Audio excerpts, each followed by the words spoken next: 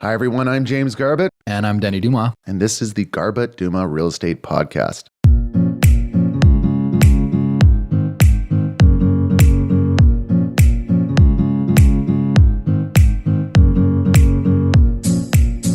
Everyone's a realtor, Jamie. Everyone is a realtor. How many realtors are there in Greater Vancouver? 13,000? Oh, I think it's just over 14,000. Oh, maybe less now. It got up to 15,200. And this is not including the Fraser Valley. This is Greater Vancouver. Greater Vancouver, Yeah. north of the Fraser. Yeah. I don't know where this question came up, but we wanted to just share our thoughts. One thing you said a few minutes ago was our reaction when we hear someone has selected their family or friend to sell their home. And what's that first reaction?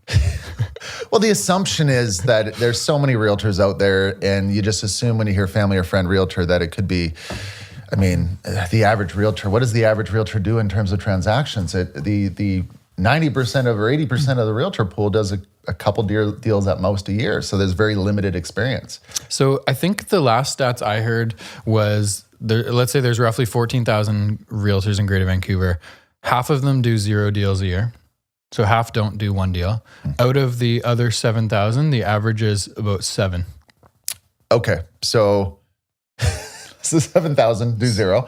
Yes. And then the 0, the 1 to Medallion Club do on 7 on average. Yeah. Okay, gotcha. So another interesting stat, and this has no relevance to the conversation, but I think it's we're going on enjoyable. We're going to talk about friends and family. Stat, yeah. Last year, the president of the real estate board, Phil Moore, posted at the end of August 2019, that there was over 10,000 realtors in Greater Vancouver that had done 0 transactions in 2019. So 2019 was a slower year. Slowest I've seen in my career. But that stat kind of blew me away. That's insane. So there was only 4,000 realtors in Greater Vancouver that had done 1 deal. Now let's acknowledge that 2019 was a slower year, but that is still insane. Right? Yeah, that's a lot of realtors not making money and spending money to be realtors. Mm-hmm. And I imagine that's going to amount to thousands getting out of the business over the next little bit. Totally. And, we are an active team. The cutoff to be in like the top 10% of individual realtors is usually around 20 deals, maybe low 20s. Yeah. Our team, we probably do, what do we think? Well, this year, maybe 120 deals. Yeah. And it's not necessary. It's nice to, the ego, the salesperson, let's brag about the number, but the real practical, value of that from a client's perspective is that puts us in a lot of situations and a lot of experience, it gives us a lot of knowledge, and you learn by those mistakes, you learn by those experiences. And if you don't have enough of them, you can be 10 years in this business and still not know what you're talking about, Even just like looking from my personal history, year 1 and 2, like there's no negotiation experience to go off. So I'm finding myself in new situations weekly, whereas flash forward 6 years, I've seen it 600, 700, 800 times. You've seen a lot of different markets in the 6 years that you've been a realtor. You've seen everything, really. It was a short, slow 2019 market, but you saw a slow market, and then you saw the heat. But we're here talking about friends and family realtors. Okay, and sure. I should, before we dig into it, let's just disclose that we work for friends and we work for families. and so we are being a little hypocritical with some of this stuff. But some of my best experiences have been with friends and family. Some of my worst have. And there's some pros and cons to it, absolutely. There's some times where I do not want to be that realtor, but that's what we're kind of going to dig into here today. So at the end of the day, there's a time to use a friend and family realtor, and there's a time where you should maybe consider other options, or at least open your mind. Yeah. I think we kind of talked about like the feeling we get when someone says, "Oh, I have a friend and they're going to help me sell." But I think it's more of like who you choose matters.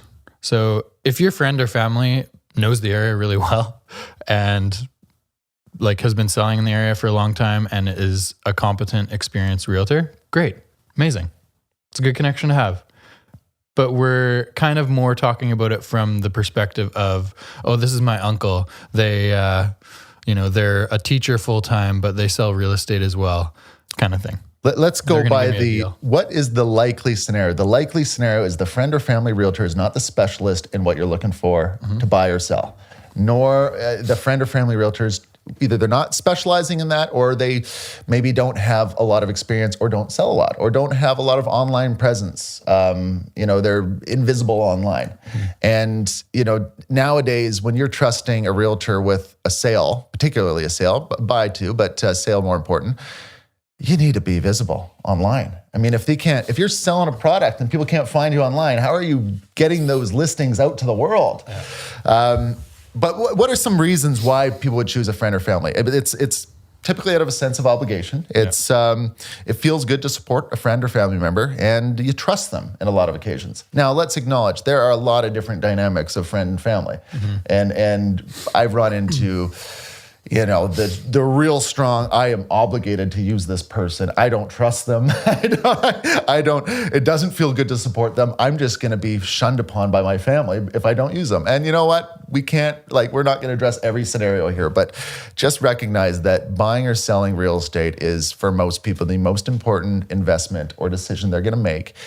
And we often see scenarios where a well-executed sale or buy could swing in dollar value, anywhere from $10,000 to $50,000 plus if it's a detached home, or it could be worse. It could just be the wrong advice buying the wrong property, or not doing the due diligence properly. There's a lot of what ifs. We have an example of, I have a few examples from this year, but we have one that sticks out that I honestly think if the right person listed this townhouse, it would have got $150,000 more this year.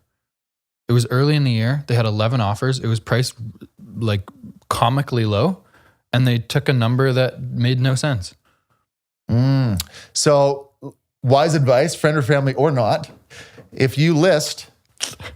and if you're listing with a friend or family, you're not confident in their ability to evaluate your place.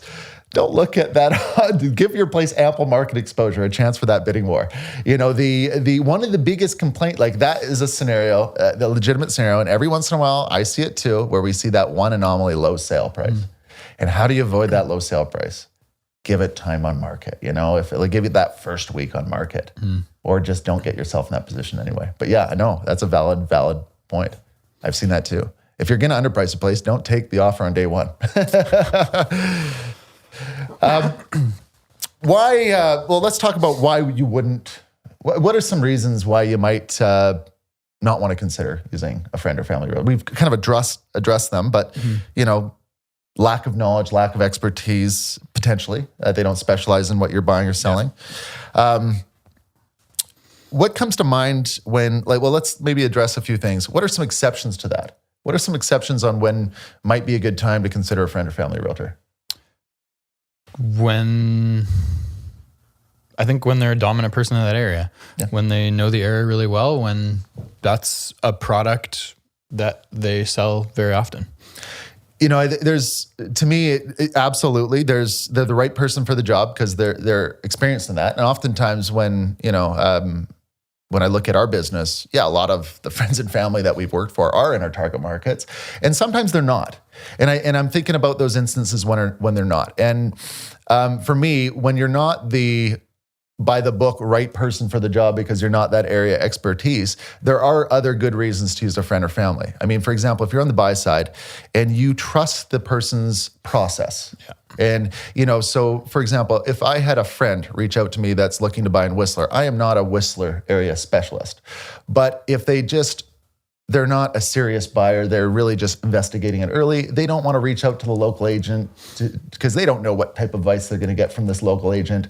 So they just want someone they can trust because they trust the process. So, in theory, I know what my process would be when Whistler's not the best example, but let's say it's a market where I don't do that much in, West Vancouver or something like that.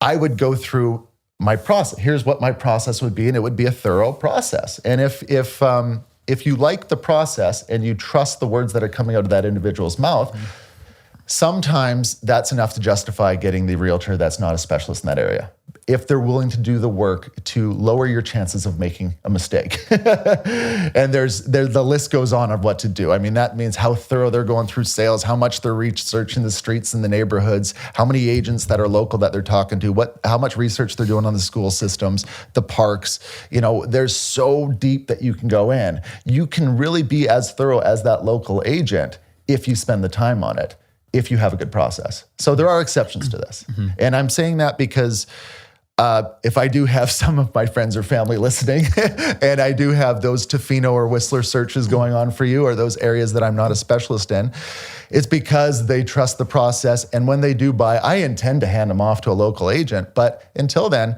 maybe not,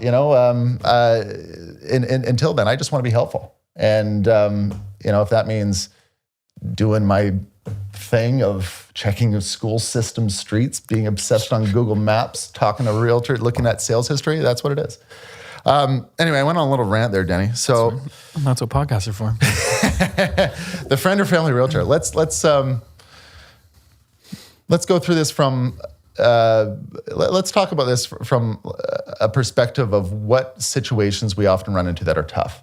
So what's a real tough conversation to have with that friend or family realtor when you're hiring them? One, a tough conversation to have is interviewing that person. Mm-hmm. So maybe we address, aside from whether they're a friend or family, maybe we address what questions you should ask a realtor, and then we can merge this in with a friend or family. I think we have a blog post on that, don't we? Yeah.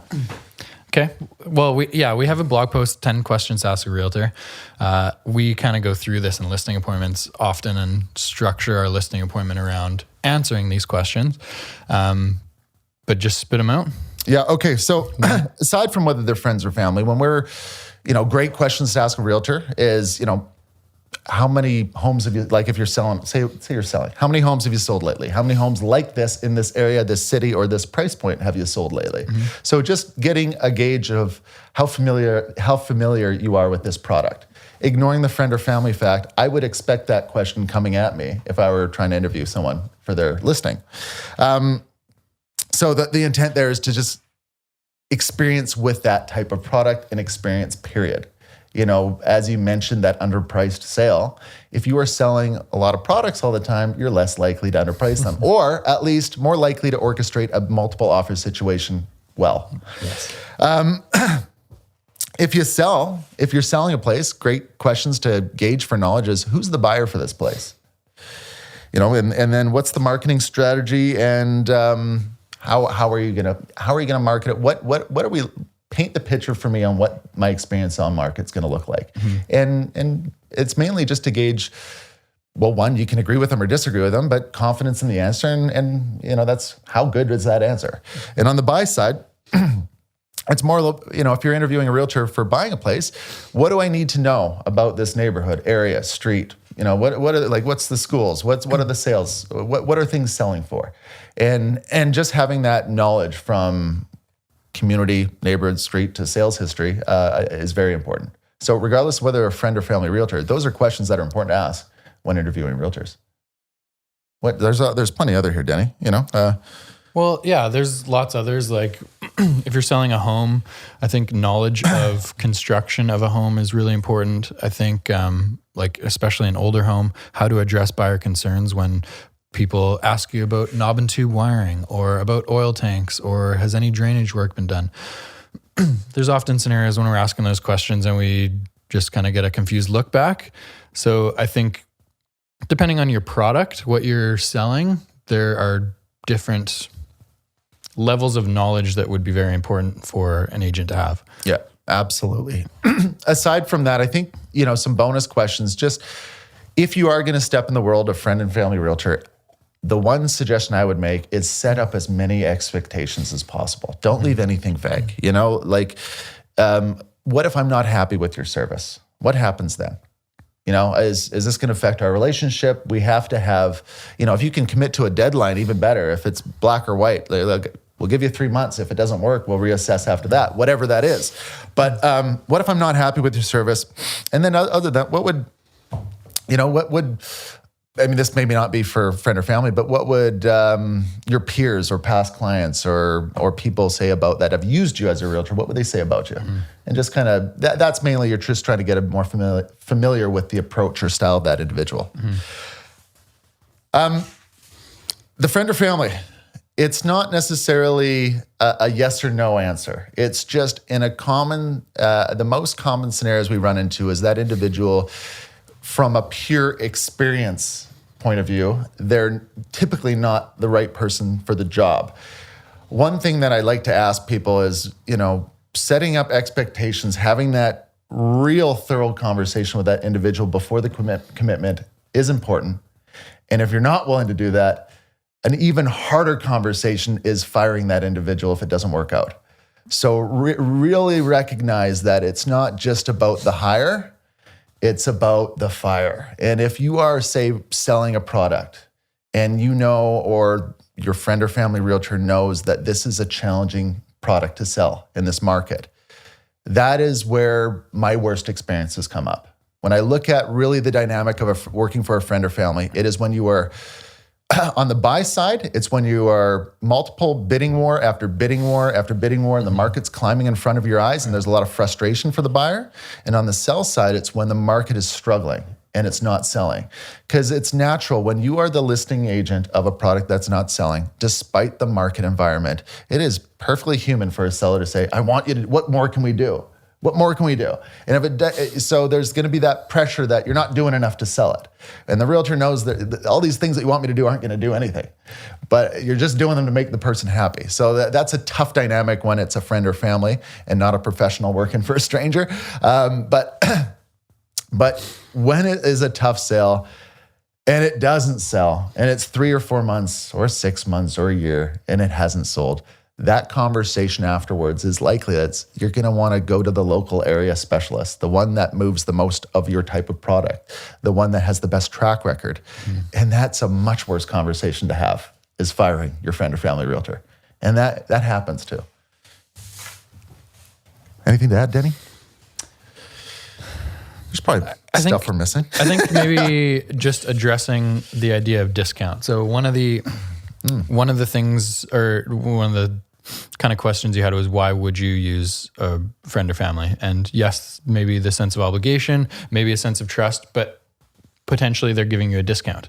And I think that is it's a tricky thing to make a decision on. Yeah. You get what you pay for in real estate. I mean, and you don't know the scenario, right? Let's be, you absolutely get what you pay for. And when you say you pay for it, what you're paying for is peace of mind. Sure. Okay. But yeah, if you go for the discount, you might run into a scenario where it doesn't matter who your agent is and it won't change the outcome, but you might not. And that's the thing, is you don't know. Right. Yeah. And so I think, like, I don't want to say, I want discount to be at the bottom of the list kind of thing. So don't pick someone based on they're going to give you a $3,000 discount, because that could cost you $50,000 in a sale price.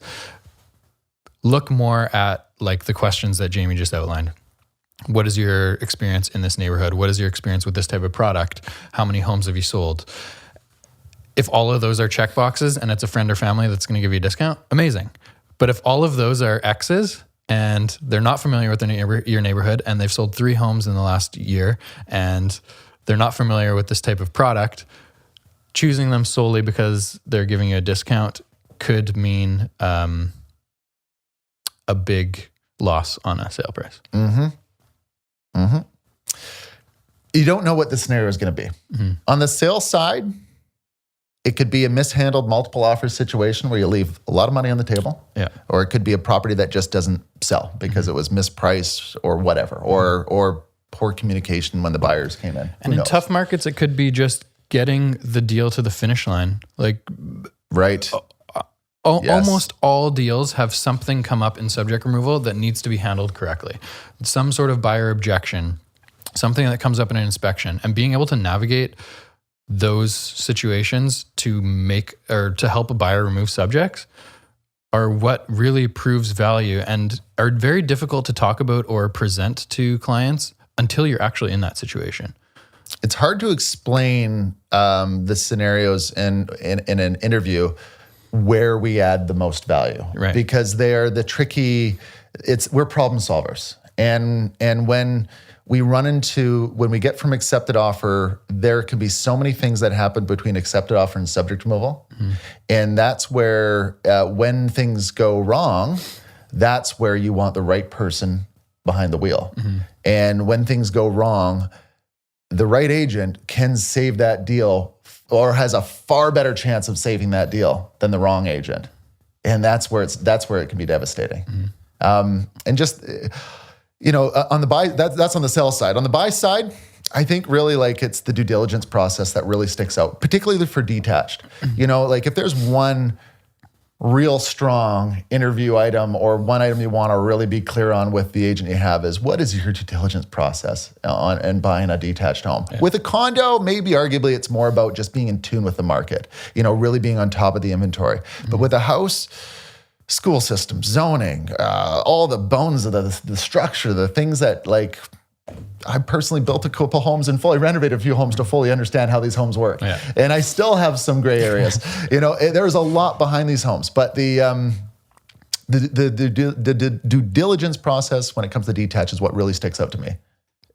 Due diligence, absolutely, but also value. Like coming up with values of homes is a challenge.